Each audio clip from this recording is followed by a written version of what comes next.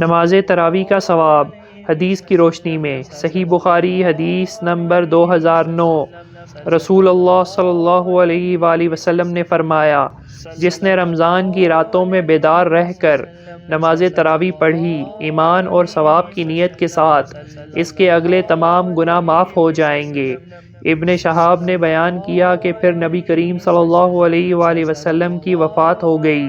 اور لوگوں کا یہی حال رہا، الگ الگ اکیلے اور جماعتوں سے تراویح پڑھتے تھے، اور اس کے بعد ابو بکر رضی اللہ تعالی عنہ کے دور خلافت میں اور عمر رضی اللہ تعالی عنہ کے ابتدائی دور خلافت میں بھی ایسا ہی رہا۔